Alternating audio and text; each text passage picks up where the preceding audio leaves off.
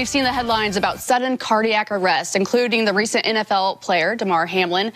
Now, fortunately, he is recovering and doing better. But what is sudden cardiac arrest? How common is it? And what can someone do if they witness a person going into arrest? Well, Dr.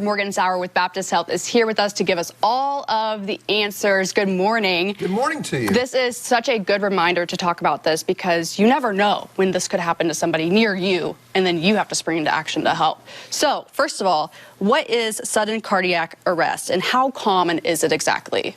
So sudden cardiac arrest occurs about 350,000 people in the U.S. per year. So it's a little more common than we actually think it is. And something happens in the electrical conduction system of the heart. So the heart, you normally think about squeeze, relax. And that's the fluid mechanics. But there's also an electrical system in there as well. And when that electrical system has a short, it can cause a problem with the rhythm. And when the heart is not beating blood properly, all the other organs, especially the brain, gets damaged. So this can just happen to anybody. There doesn't need to be a certain underlying condition, or what do you think about that? Certainly there are things that predispose us to this. So if there are any type of congenital abnormalities, which means abnormalities at birth, which sometimes we don't know. Right. My mother had a different type, and we didn't know until she was in her 60s that she actually had it because she never had any problems. And so medications can also be a big part of this. Coronary artery disease can also cause this as well. So there are multiple factors. Typically we see it in older, but obviously we see it in younger people, especially in sports areas. Okay, so if we witness somebody going into sudden cardiac arrest, what do we need to do? First thing, ask them if they're okay. You don't know what's going on, so always ask. And CPR training will say, Annie, are you okay? And then do a quick assessment. Are they breathing? Are they choking on something? If they're choking, you need to clear their airway out. However, if you check their pulse and you realize their pulse is having problems, you need to initiate CPR. The other component after the CPR are things called AEDs, automatic external defibrillators. These are becoming more and more popular, and you're seeing them all around. These devices actually are a computer, and you take some leads or stickers and you place them on someone's chest. They're going to have really obvious descriptions because these are designed for anybody to use. Put the stickers on the chest. The computer will do an analysis to determine what the heart rhythm is doing and what its problems are, and it may recommend a shock. If it does, everybody says, it says stay clear, and you back away, you hit the button, and a shock is generated. Usually that shock will help reestablish a regular heartbeat. You mentioned that AEDs are getting they're everywhere, really, but where exactly can we find an AED? Interestingly, when I was doing some research for this topic, I didn't realize you could just buy them online. Really? Yeah, it's about $1,300 a unit.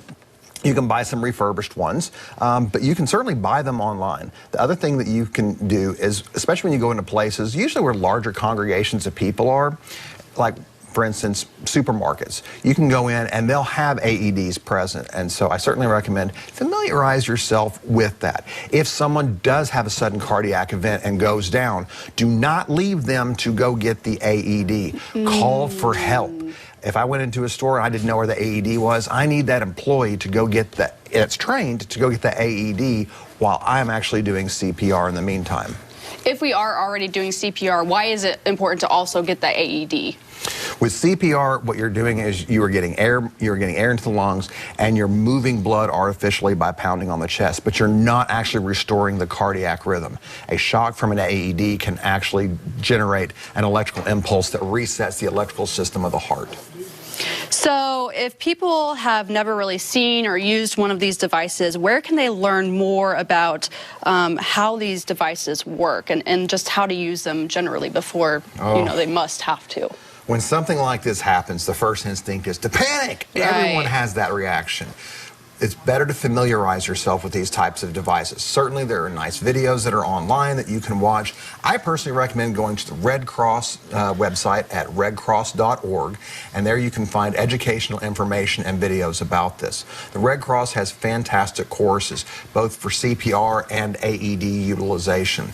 Some people do the courses online, and these are certainly helpful. They will give you some familiarity with this, but the problem with that is you don't have a way to demonstrate the skills that you've learned? Are you doing it correctly? Right. And so there are full courses where you do it all in person, there's all online, and then there's a hybrid where you do some of it online and then you go in and show your skills to the instructors to get those pointers to really know how to do it the best. Okay, any other things that we need to know about using AEDs?